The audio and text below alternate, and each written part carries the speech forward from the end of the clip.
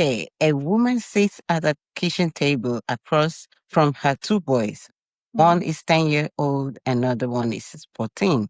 And the house feels different now. The man who once filled it with love is all gone. For years, she works beside him through the relentless battle with ALS. She prayed, she hoped, she fought, she loved. And then one day, she found herself facing the reality she never imagined. A widow, a single mother, a grieving wife, 49-year-old, trying to figure out how to raise two sons and carry a broken heart. The future she planned for was really gone. And the future that she never thought is what she has now. So the life she expected has changed forever. Yet, in the middle of unimaginable losses, God began to write a new chapter of her life, a chapter of healing, a chapter of courage, a chapter of purpose, a chapter that would eventually become powerful memoir called Widows Chose Red.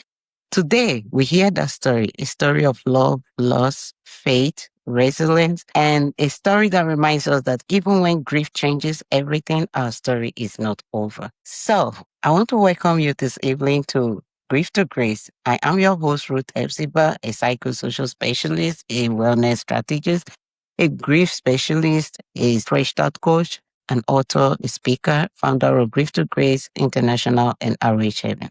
This is my story. After losing my husband Emmanuel to kidney cancer, I experienced firsthand life-changing impact of grief, caregiving losses, and all that had to do with rebuilding when the future you imagined actually disappears. What journey would that be? All I could discover is that healing is possible. Healing is possible and it starts with me. And a fresh start is possible. And that is why we started Grief2Grace. And through this podcast, we have been able to help a lot of people through our books, through our networks. We've been able to help you find purpose even in your pain. And today, I want you to know that you can connect with us even in our community because no one grieves alone. So let me begin as I introduce to you today that one person whose life changed because of what she went through. And all through this segment, we'll be talking honestly about the pains, the struggles, and the questions and the reality of what grief is and what it has been and how surviving has been all through the moment and even the wisdom that she got in the whole process and also the reflections that you need to have in your heart. And finally, we'll be asking you that question and letting you know that your story is not over yet. And so let me begin by introducing to you my guest, Rachel Kerr Schneider. I hope I got it right.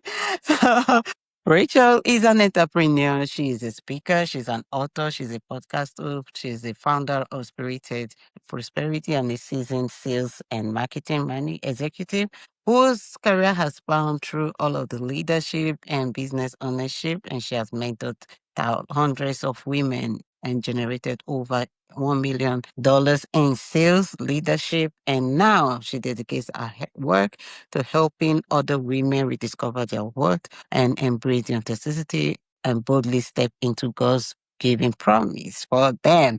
And today I want to welcome you, Rachel, to Grief2Grace because your story is so unique and your purpose and how your outcome through grief has been so encouraging. I want to thank you so much because I'm so happy to have you in the house today.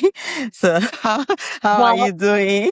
Ruth, I'm thrilled to be here, and we're practically neighbors. I mean, I'm in Dallas and you're in Houston. Who knew? I mean, next time we're going to do this sitting person to person with I a tell you, we need to do it very soon. absolute. Well, I've already told you when you find yourself in Dallas, girl, look me up, I'm Missy. running down to Dallas.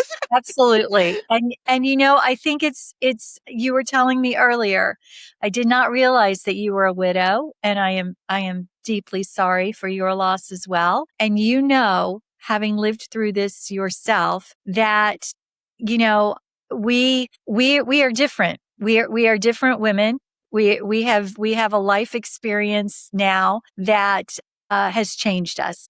It has Oh, yeah. given us, yes, it has given us a depth to our soul that maybe we didn't have before. And I just wanted to ask you, how long were you married to Emmanuel? Oh, I was married for 12 years. It was 12. just a complete number. Like we had our anniversary in December and he was diagnosed of cancer that same month. And in November 22nd, we had our anniversary and he was diagnosed of cancer few days to his birthday, December 5th.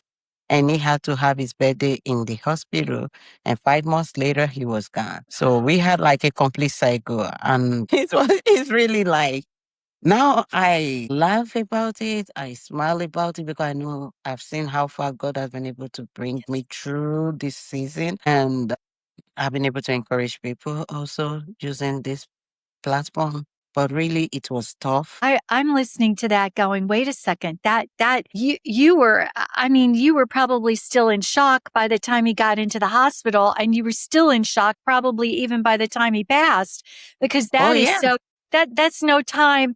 That's no time at all. And you were telling me you have children. You had even a little baby then. I Yes. had 4 kids, and my oldest at that time was 11 years old, was 10. He was not yet 11. He was 11 the year, but he wasn't yet 11. He was 10 years old, and my youngest was 1 year old. He passed few weeks to his second birthday. It was really traumatic. Ruth. And how old was your husband when he He was died? he just turned 42 when he passed. And how did they figure out how did he know that, was he not feeling well? Did something happen? Had he had the cancer for a while and they just found it? They just found it. Actually, he had like a kidney disease and they Okay. said it wasn't cancerous. And they took out his kidney and they said it was suspected renal carcinoma. So when Okay. they took it for biopsy, they said it was not cancerous and everything was okay. But I think that was a lie. So by the time few 2 years later, he came over because he wasn't living here. He was living in Nigeria at that Okay. time. So he comes over like every other month and Okay. he came over for our wedding anniversary and he was like, okay, for the first time, we're going to celebrate Christmas, New Year. We had plans. We were to go to Florida. We actually made the trip to Florida this year after how many years? So we were to go to Florida. We've booked all of the tickets. We've made plans with the kids for the Florida trip. And we said from there, we're going to go to New York. Then we'll come back to Houston. And that was the plan when he was coming from Nigeria. When we got to the airport and I went to pick him up, he was like, I have pains in my stomach. I'm like, what can I say? It's really bad. And we drove straight to see a PCP. And he looked at him and said, oh, I would go to the hospital. And that was where the journey started. So a few days later, we had to take him, the EMS, to the hospital. They said, oh, we found two nodules. And the journey started because he didn't have insurance. So we needed to get insurance for him. We needed to find a hospital that will admit him without insurance. Yes. And when it was getting a little, he was sick, kind of, and we not so bad. He was admitted in Bento, and we went through the emergency, and they said, "Oh no, we're not going to let him go. He has cancer of the stomach lining." And I'm like, "Where's that coming from?" And that was it. And that was how the whole journey started. And thinking it was just a journey of let's go to the hospital and back became a journey of going to the hospital, seeing him deteriorating health and passing 5 months later. In fact, when we got to the hospital that day, and after about 2 weeks, the doctors were not really really doing much. And I'm like, why? They said, because if he's alive today is a miracle. And I'm like, what? That he barely had 2 weeks to live. I said, not my husband. Oh, And that was how that journey started. He actually didn't die after 2 weeks. He died after 5 months. but he wasn't in the hospital the whole 5 months, was he, or was No, he? he wasn't in the hospital, but he Okay. was always in the hospital. We had to always take him to the hospital and back. He goes to the hospital when he's weak. We go back, Then they bring him back and all of that. So, but when he passed, he went to the hospital and they said he was going to be on palliative care and on Yes. hospice. So they were going to bring him back home and be taking care of him in the house. Before the doctors even had their first meeting, it was already gone. I can't, I mean, I can't imagine. I mean, that's so, sometimes, and I'm sure people have said to you too, is it better when someone dies quickly, like car accident, they're gone? Or Yeah, is it better when you've had some time to get used to the idea? Not like you could I ever. think none of them is good. Exactly, right? I agree. There's no good way, you Because know? it was really sudden. Like, I wasn't expecting it. We prayed. We've really believed that God was going to do something, Yes. but God didn't do anything. That was what I thought. And he passed. I saw God work miracles and he stayed up to 5 months. And I was hoping that he was really doing good. And one day it just went downward and that was all. And that's changed my whole life forever. Absolutely. Yeah, it does. And Right. I can't even imagine. My youngest son was 10 and your oldest was 10. My And orbitals was there.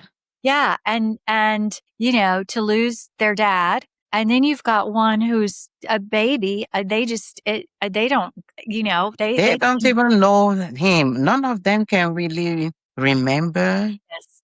They can't even remember the voice. My oldest can still remember a little, like some of the things he has to try, maybe when Yeah. we talk about it. But basically, like my second to the last baby, they don't remember anything. Yeah. Even the third one, who was 9 at that time, he was 8 at that time. He doesn't remember anything. No, He tells you, I don't know him. I don't know him. I know. And you're wondering, boy, he was your dad.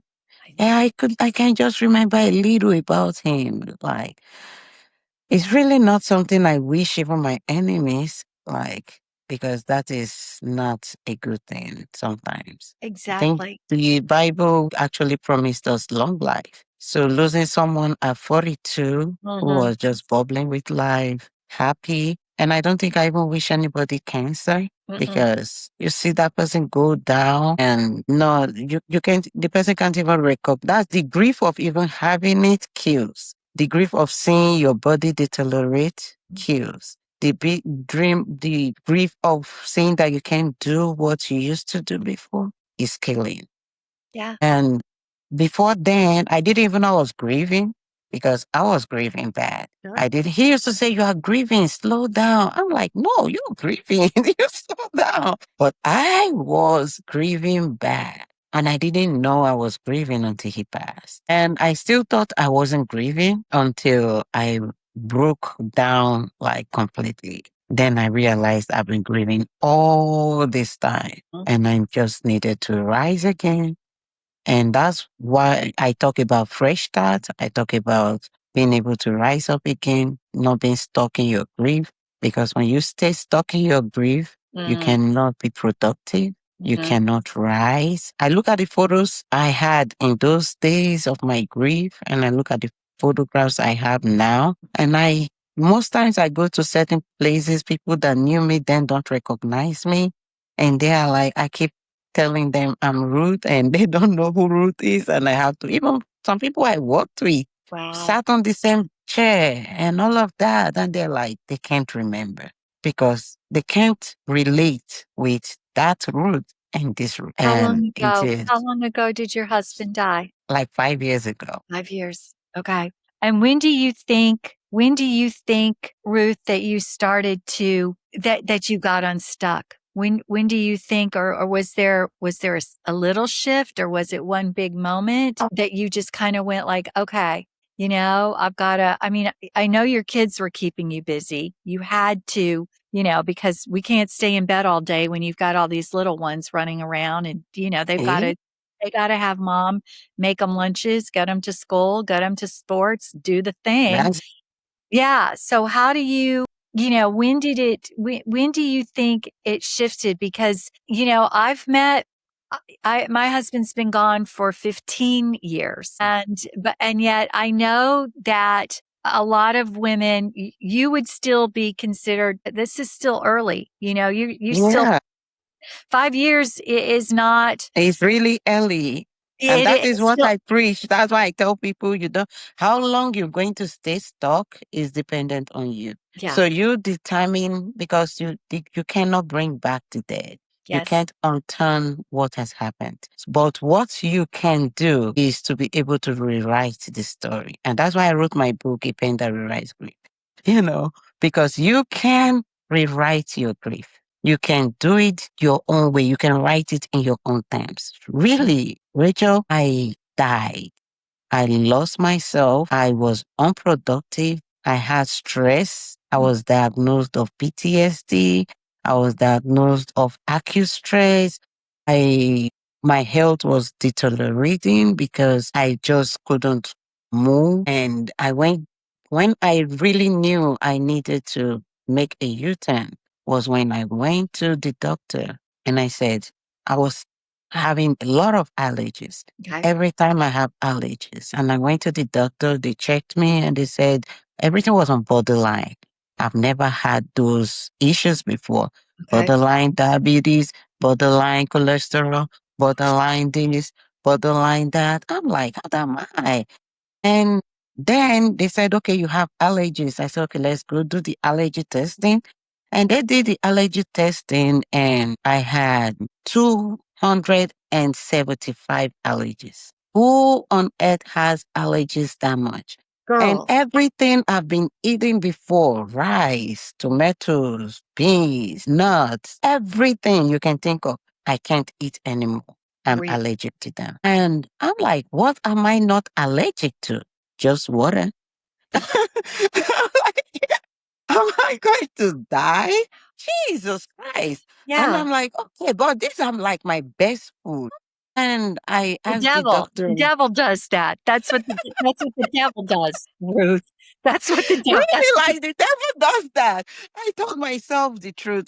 I'm like, what do I do? He said, if only you can make a U-turn and Mhm. you stop breathing, you stop thinking, you start doing things differently. And I said, okay, is that all? And I knew I needed to take care of me. And I went home. I told my kids, I said, see, if you want your mom and you don't want to lose your mom, then we have to do things differently. Yeah. In these remaining days of this year, I'm going to be a me person. I need to take care of me, Mhm. self love, me, just me right now. I need to heal to be able to heal you, to get you well, to help you in your grief. And to think of it that I'm a psychosocial specialist and I've been doing this for over 20 years of my life and Mhm. I'm stuck in grief was not the right thing. And I told myself, I said, I'm going to use the same tools that I use for other people. I sat down and I started using those tools on myself. I wrote a letter. I did everything. I talked to the chair. I did everything you can think about. Those are the tools I have in my book, my first book. I did all of these things. I did it because at that point, I didn't really want to write much or read much. Mhm. So that's why if you see my book, it's just very short because I know when you're grieving, you don't want to read so much, you don't want to talk too much. So Exactly. I just did all of those things and I did journaling. So it was those journals I used that I put into a book. And guess what? I was healed before my deceased day today. In 2 months, I was already okay. I was already thinking better. I was already thinking of how to go back to school. I was already thinking of how to get my life back, how to do things again, how to Mhm. stand up and get my feet on the ground and not let things crumble. See, within all of this time, I have already lost so much. I've lost my credit. My credit was almost 900. I lost my credit already because I told myself I'm not going to pay. I've already had suicidal thoughts of, oh, if it gets so bad, we just end it all. You know, about all of these things, everything you can think about, I had it. And I've withdrawn from school. I've told myself I'm not going to be productive. I'm not going to write again. I'm not going to do the things I used to do before I was good at anymore. I Oh, won't do none of those things. And I started taking them one day at a time, doing these things again. And this is where I am today, a business owner, leading people, doing all of the things I've been doing before, helping generations, helping people, making money. I and I'm really approaching like trying to approach the 1 million. That's my dream. But I can tell you, I'm already doing good, great things, getting there. And these yeah. were things I really didn't think I could achieve 2 years ago, three Mhm. years ago. So this was like 2023. I took this decision.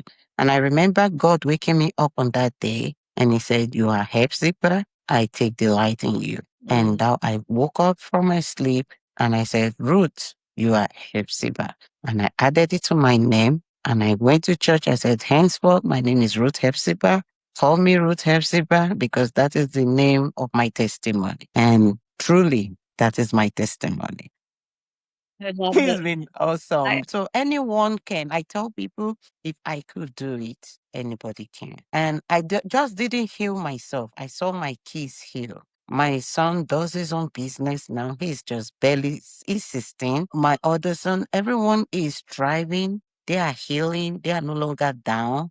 They are no longer vulnerable. Everyone is striving. Everyone is healing. Everyone is happy. And we can because healing is possible and it yeah, begins with me. So if I take a decision to be healed, I will be healed. And that was when we started the Grief to Grace also, because sharing my story, talking about it on different podcasts and talking about it on my podcast, talking about it in my platform, because my Facebook group with my followers and everyone really helped me to heal writing because I write a lot. I went back to writing every morning, encouraging people every morning really gave me a voice that I have today. it's an amazing story. And as you're telling me this and telling me the timeline, COVID happened somewhere Yeah. in too.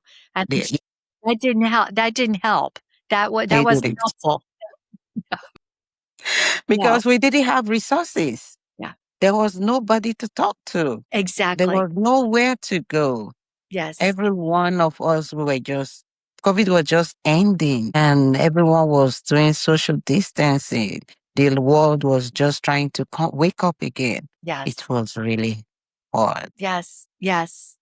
Yes. Were you able to have a celebration of life or a service for your husband? Yes. Yeah, You we did. okay. We had one. We had one. We had a celebration of life because initially I was in denial and I told myself we're not going to bury him. He has to wake up. Yeah. You know, who is he leaving these kids for?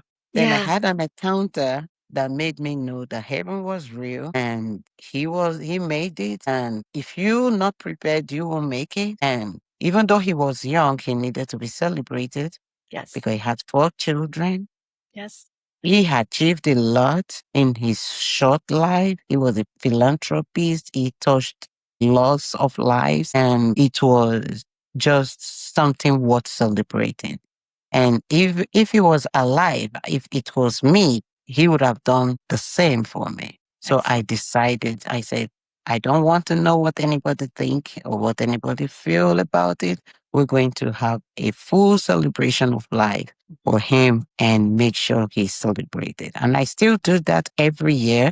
We still do his memorial service. I still honor him every year because he was my best friend. He was a good man. So I still make sure I keep his legacies. I write books for him on those days. I sing for him. I record songs. I do a lot for him on his birthday or on his death day, Yes. whichever. Absolutely. Absolutely. No, I totally And his own was bad because we lost three. We lost three from his family. We lost him and we lost his mom same day. So it, I saw double level of grief and I lost the people I thought believed in me. I now lost myself. Then I lost his dad a few months later who believed so much in me. who was there for me at that point, and the grief was really heavy on my family and on my kids. That was why it was really hard to stand up. Or did they live here, or were they in Nigeria? They were in Nigeria, but Nigeria. he lived here. He died here, but Yes. his mom died in Nigeria. They passed in Nigeria. The dad passed in Nigeria. Oh, girl, that's a lot. That was a lot. That is a lot. You are a strong survivor. And what you're doing is so important because, to your point, not everybody, there are women who are 2 years into this, 3 years into this, and you're right. They are still, I see them on social, right? They're a wreck. They're still a wreck. They have so much that they still need to do, working out financial things, and some of them still haven't cleaned out closets. I mean, and I know we all do it differently. I understand that, but to your point, and maybe it was because, John had his illness for 3 years. We knew there was no cure. They give you the diagnosis, and the next thing they say is you have 2 to 5 years. Wow. Okay. So there's they don't know what causes it, and they have no cure for it. So it's like you start grieving, as you mentioned earlier, Ruth, you start grieving right then because you know that your life is not going to be what you thought it would be. Okay. We're not going to grow old together. You're not going to see your boys grow up. There's so much you may not even make it to 50. So you start that, what they call it, anticipatory grieving, right? You're Yeah. grieving, you're grieving what you anticipated your life to be like. And the thing is that because as women, we're in that, we were caregivers, we're caregiving, we're taking care of our families. And then we have this person, this loved one, our spouse, our best friend, who is ill. And, I've never taken care of somebody whose body is giving out on them. Me and technology are not friends. You give me some piece of equipment to operate, and I'm like, wait a second. And my husband's going, you're going to do what? You're going to do that. What are you going to do? I mean, and that changes the relationship too, right? Because here is this person that is the one that's always taking care of you, provided for you. He's the strong person, whatever. And now he's got to let you do everything, including, wiping his booty. I mean, you have to do it all. And we do, because we love him and we want to take care of him. But that doesn't mean that it was comfortable. It doesn't mean that I loved every minute of it. My kids helping him get in and out of bed, in and off the potty, all the things that they did, and I think that what you said about PTSD is real, because we go into these situations and we are just focused on whatever has to be done.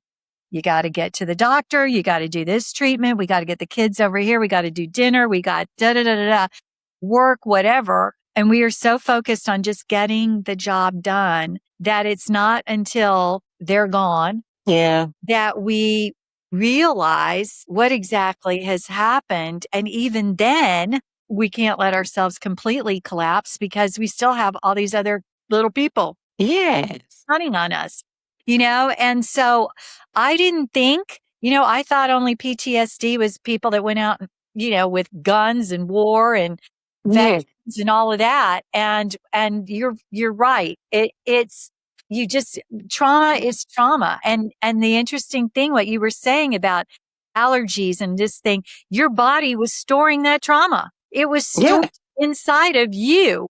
You mentally you're thinking, okay, but your body's saying, you're not. You're losing it.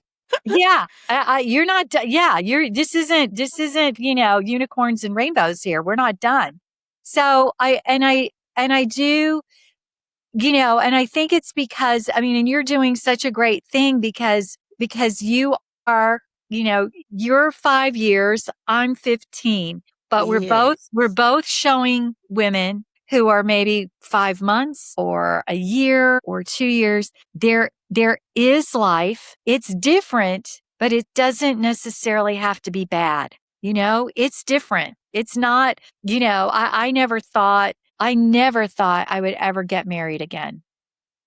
Ever. I was not looking for love in all the wrong places. I wasn't looking for love, period. It was not on my agenda. And 6 months after John died, I was introduced on the telephone to a gentleman whose wife had just died of breast cancer. And his wife's best friend was calling me to say, how did you plan this for the celebration of life? What did you have?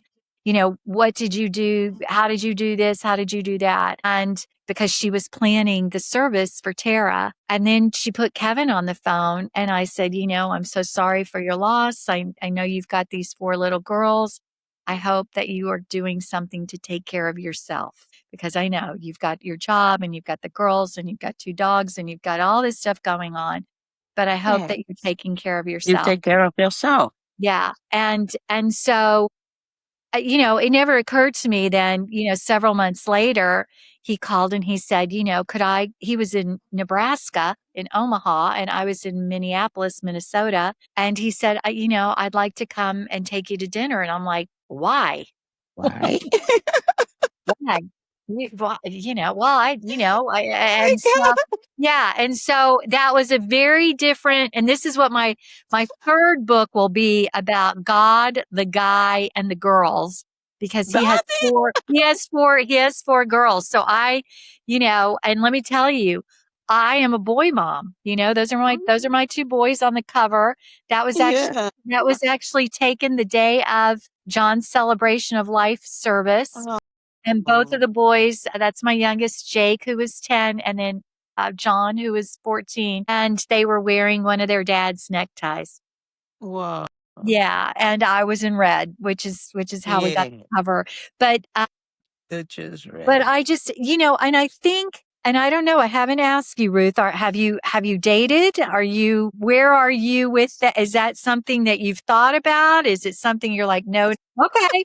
All right. Well, that's all you have to say. You don't have to say anything more than that, because here's what I will tell you too. I have had, I'll let you, Kevin and I dated long distance for 10 years, 10 years, because we needed to grow up all of these children.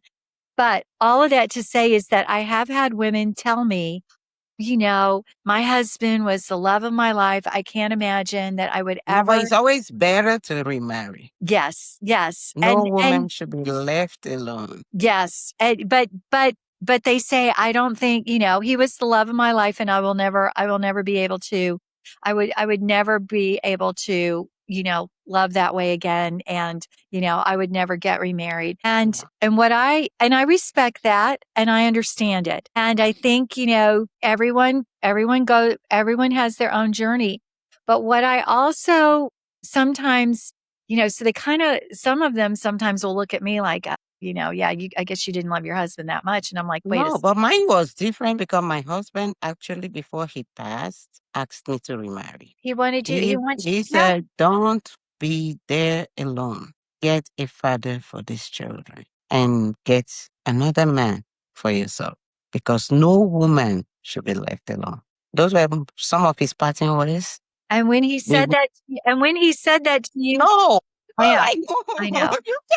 You can. Well, and John said to me, he goes, I just want you to be happy, Rachel, whatever that looks like. And I will tell you, there's a quote from F. Scott Fitzgerald, and it says, there are many kinds of love, but never the same love twice. So the fact of the matter is that, and here's what I will tell you, because Kevin lost his wife, and because I had lost my husband, I have no fear anymore, Ruth, about being honest, gracefully. I never want to be honest to hurt someone intentionally. But when I'm scared, I told Kevin I didn't think I could love his girls as much as he did. And he said, you don't have to. Rachel, they're not your girls. You're never going to be their mom, but you love them the best way that you can. But, there was a time when I would have thought, oh, if I tell that to a to a man, and I tell him I can't love his kids as much as he does, then he'll leave, right? He wants somebody to say, "Well, I love them more than you do." But he looked at me and he just said, "It's okay. You don't have to." And I often hear, you hear stories about, well, like I have the 2 boys, he has the 4 girls, so people are like, "Oh, you guys are like the Brady Bunch." I go, "Oh no, the Brady Bunch was on TV, totally made up. There's nothing real about the Brady Bunch. We are not. There's nothing easy about blending a family. I don't, there's not. And, maybe if they're all babies, but even then, but we intentionally wanted to let these kids all know, because I was going to ask you too, Ruth. One of the things I didn't realize is that my boys were scared that something could happen to me. And your 9 and 10-year-olds might have thought they might not have been able to They put. always think about that. Yeah. They might have very much thought if something happened to dad, something Something could can happen happen to to her mom. too, They're always scared, like, Mom, please don't let anything happen to you. Especially when I had those episodes, like, they were Yeah. always like, no, don't, and Exactly. Exactly. So I yeah, think, I think there's so much wrapped up in how, children deal with it, how we deal with it. What I do know is that it did affect my kids. That's the second book, which is going to be out in about a month. It's called oh, okay. The Boys, the Bible, and the Battles. I And think the boys, it affects them a lot. yes, and the oldest went down the road of addiction. So I didn't know anything about drugs. I learned more than I wanted to. And I learned all about, and he was 14 years old. And Wow. this went on for till he was till I mean for years. He's Mhm. clean and sober now. He's a dad now. He's 29. He's engaged. He's doing great. But I had both of the boys contribute to this book that's coming out, and they were brave enough to go back and think about all the chaos that was going on after their dad died. And the youngest one, he was 10. He was still, they're still sweet. You can still hug them. They'll still come and cuddle with you and let you read and love on them. The 14-year-old's like, "Yeah, I'm out of here, man." And so they all, and I'm sure you saw it with yours as well. They handle it all differently. And I thought, Ruth, if I set a good example, right? If they saw mom just going and doing all the normal stuff and acting like everything was fine, that they would do the same thing, right? Because No, they our kids are always watching us. And that, if there's one thing that I could change about how all of that happened, is that, and I would have, I would have hoped to have done a better job of checking in with how they were feeling rather than how they were doing, whether or not they were able to tell me or not. But and too, boys are so hard to get. It's so hard to get things out of them. They're not exactly verbal. It's difficult to get things out of them. Yes. Lately I just started learning that they can be vulnerable because they just want to protect the family. They don't want the family to feel a certain way or lose certain things, so they can be vulnerable too. Exactly. Exactly. So And there's people can take advantage of the whole family without you knowing. girl, you got that right. That could be we could spend a whole nother, Yeah. podcast. We could spend a whole nother podcast on that. But it is, there's a lot wrapped up. There's a lot wrapped up in this journey. And, too, I think you and I both are able to put a face on the fact that, back in the day, people thought that widows were like, old Aunt Ida in her rocking chair who's 80 years Yeah. old, right? And statistics tell us that the age of a widow is way younger. It's like in her late 50s. Mhm. So yeah, so there are a lot of us out there. I And was see, yeah, and how many other widows did you even know? No, I'm sure. none. Yeah, I zero. was the first I knew. Exactly. Which is all the more reason why you had a heart to do what you're doing now. Because like me, I didn't know anybody else. There was nobody else in my neighborhood. There was nobody else, even in my church. They were older, right? They were all older, but they weren't young like me with young kids. So I think, and here's the other thing too, Ruth, social media platforms like this didn't exist like that. We didn't exist like that. And we They didn't. couldn't really, I see, it was even different for me because everyone was like, don't post anything on social media. I'm like, what? I had to break from the grief of not even posting on social media Yeah. because that's where what I've known, Yes. like, and now they're telling you can't even post there, you can't share your story, you can't talk about it, you can't even do anything on social media because, and now you're grieving that. And there was nobody to really talk to because I had to even close down all of my social media. I had to be out of the social media. Why? Because you are a widow, you are grieving, you don't need to be there, and all that because they don't want you to be vulnerable. But that's where you can also get some help. Yes, you're right. You are absolutely right. And the good news I is, met you here on social media. We're sharing our stories. yes, which is one of the best ways to heal. As you said in Mhm. your opening, it is one of the best ways that we can heal. And here's the other thing that I know to be true for anyone who may be listening, your struggle will not be wasted. All right. Your pain and your suffering will not be wasted. God will use your story to encourage someone else. And I know that may be hard for somebody to believe right now. Like, Rachel, are you serious? You have no idea what I'm going through. Well, just know you're not alone, and just know that He's got you, and just know that you are going to be telling your story and sharing your story with someone at some time, and you are going to be able to fortify them in a way that you never thought possible. I don't know when it will happen. I don't know how it will happen, but I know, as sure as I'm sitting here and you're sitting there, Ruth, it will happen. Uh-huh. Our It pain will will. not be wasted. And when we think about, this is the other thing. When I think about what Jesus went through, when I think Yeah. the pain and suffering that He went through, and he knew it was coming, and He could have said, I'm out. In fact, He did. In the Garden of Gethsemane, He wanted to be out. He wanted to, like, do I really have to do this? And He did. And not, the humiliation and the beating and the whipping and the torture and this all the ugly, evil, everything.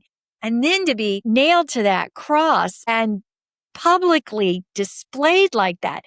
I mean, all of that. And I'm thinking, okay, I haven't even come close. Whatever I've gone through in my life, when you know that he understands pain and suffering. He understands when He lost Lazarus, his friend, and he wept that Lazarus was dead. I mean, He understands, our pain and our suffering, and it will not be wasted.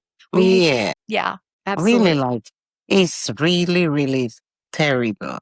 Because sometimes what people see is different, Yeah. but people don't really see the pains that we go through.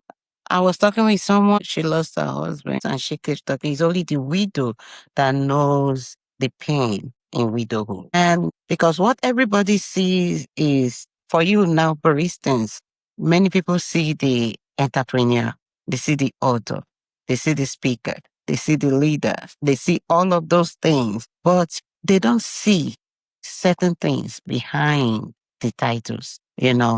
Exactly. And only you know the pains behind those titles. Only you know what you went through or you're going through Mhm. or you ever went. Now you're married, you found love and is happy and everyone is happy. But before now, the pains behind it, even sometimes, even when you remarried, you Oh, still have girl. those pains inside of them. Absolutely. And one of the things that we are really good at, which is what you were saying earlier, is I want to make sure those girls because they were young too. And surprisingly enough, I met their mom one time. Oh, I met their mother. But I'll come back. We'll talk about that in another time. But the thing is that you're so right. I think that that's part of this resilience that we have inside of us, this ability to come back time and time again. And resilience is like a muscle, right? It's got to be built. You have to build it up because, and I think we all have it, but some of us are better at building that muscle and strengthening it and using it than others. Because that's why, like, when I see, gals who have been widowed for a little while, and I'm thinking, okay, why aren't you a little farther, or, I was a little farther along in my journey than you are at mhm. wherever.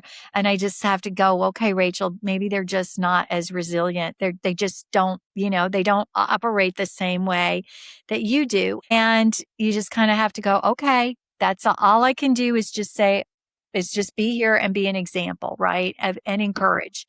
And just constantly encourage. So, which is exactly what you're doing, Ruth, on a much larger scale with your platform, which is just you're to be commended for what you are doing with this media and with this platform. So I'm just thrilled that we've had this chance. I know we're closing. Yes, we're going to meet Yeah, again. Like, we're closing in on because funny 55 enough, minutes. Yeah. So my son came in and he was like, "Mom, we need to go to Dallas yeah, because they've not been to Dallas. They want to go to Dallas. They want to go have fun." I'm like, "Oh, maybe in this summer, before the end of the summer, before you resume, we may have to go to Dallas and all of that." And they were like, "Oh, that would be fun. We need to go to Dallas." And I'm like, I didn't really see it coming. I just said that. But now seeing you again today is more like a confirmation, like, Ruth, you need to go to Dallas because you have a family in Dallas now. So you need to perfect. go to that. That is absolutely perfect. And I would love to have you here, and I would love for us to record. I'm really so excited about this meeting. But before Yes. we call it a break, I want, because we're coming back again. Yes. So we're going to have a Yes. part two of this. But I really want us to talk about basically, you became a widow at 49. You raised two boys. What really did grief look like behind those closed doors? It looked like a lot of conversations with God. It looked like it looked like just a lot of how do I do this? It also looked like a lot of overwhelming financial responsibility, which I'd always left that up to my husband.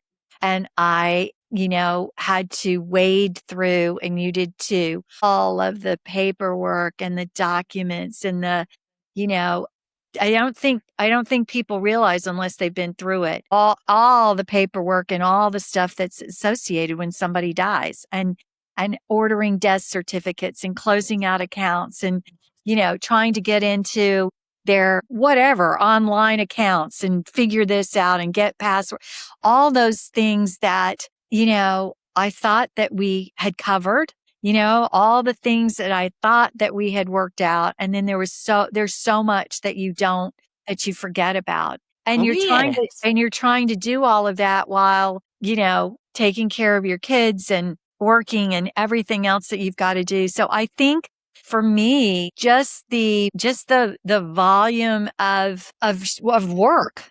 There's work and then, I had to make a decision about selling our house, about relocating. And then I've got this son that's going off the deep end with the drugs. And I don't know what's going to, I mean, and I'm trying everything I can to help him not kill himself in the process, and then having to realize that I can't save him, right? I can't save him. So I think for me, grief, but everybody thought I had it all together, because on the outside, Rachel looked like she was doing just fine.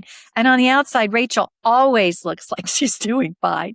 She Yeah. always looks that way. But I lay in bed a lot and talk to God and say, all right. And like I said earlier, prayer for me is a running conversation. I'm always talking to Jesus about something, because I have a lot to talk to him about.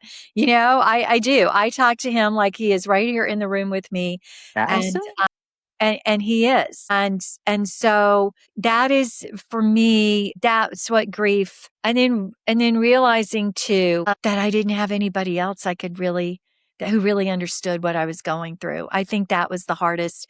That was probably the hardest part for me. I had friends who cared about me, I had family, but even my own mom, my parents are still alive. They're 88 years old. My mom didn't know how to comfort me. And that made her it made her so sad that she didn't know how to help me, and she didn't know how to fix it. Not that I was asking her to, cause I wasn't, but it was a Yeah. place that she couldn't even relate to, You right? couldn't able to help. Yeah. So I think that was really hard for her. Because I was actually going to ask you the hardest moment of your life in grief, because most times people really don't realize how deep it is. And because you go polish your whole face, polish your mind, come out, be the best of you, and but deep inside of you and in your room. And just like you said, one of those things I learned in grief was to talk to Jesus, talking to Jesus, teaching my kids to talk to Jesus, talk to them, talk to me. Whether you want to talk to Jesus or not, you just have to talk to Jesus. You don't need to like it. Yes. Just do it Let's do it. because And that's what is helping us here. So you yes. just have to do it. That's what we know. We don't know no other person to talk to because there's nobody to trust no more. There's no one to talk to, but I know I can talk to Jesus. And really, before I let you go, I want to ask this question Yes. because I know a lot of people want to know because we talked about you being a millionaire, entrepreneur, helping people and all of that. Mhm. So were you able to achieve all of these in your grieving moment? Because I know most people lose most of those things when they're grieving. So Yes. how are you able to really stay strong and achieve all of this? Well, I think so. A lot of that was achieved before. Okay. That was before John died.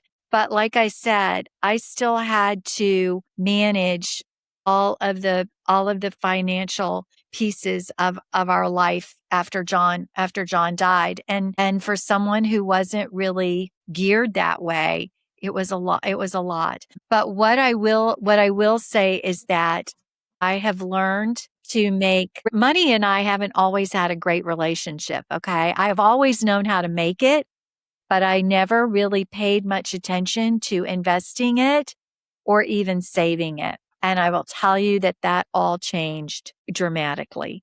And now I pay attention. I know where everything is. I know how much everything is. I know what I've got invested. I watch it and I'm like, okay, because I need it. When John died, I realized my money was going to have to work even harder for a much longer period of time.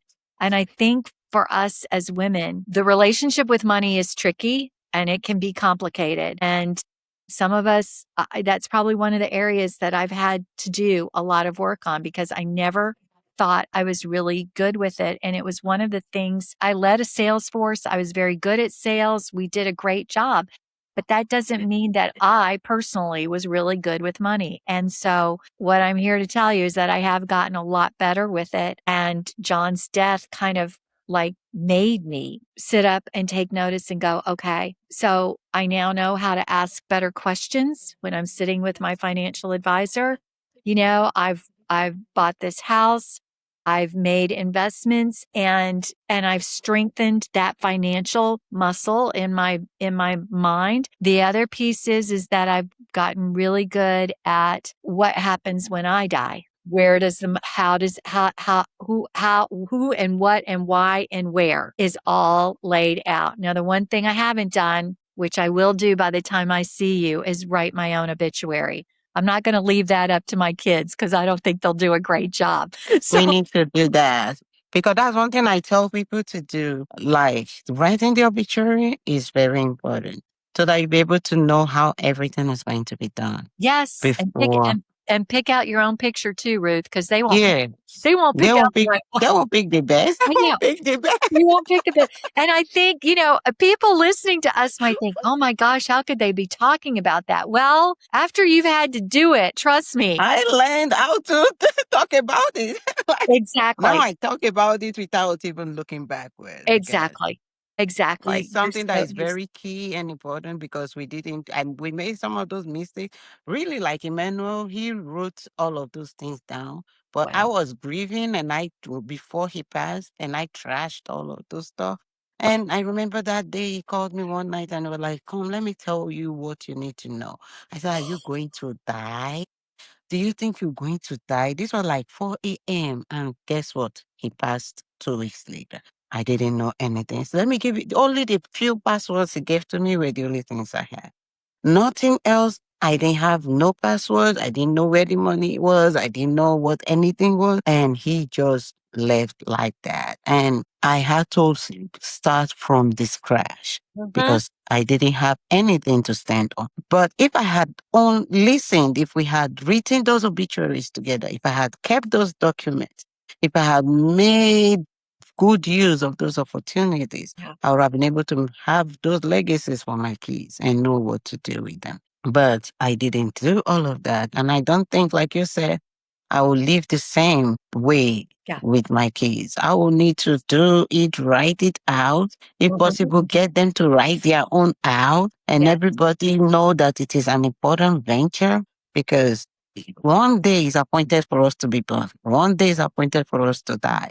Where we spend eternity and what happens after we die is very important. Exactly. Exactly. Thank you. I really appreciate. But how do you want people to reach you? You know what? I'd love for them to come to my website at spiritedprosperity.com. You can find the book at Amazon or Audible or Spotify.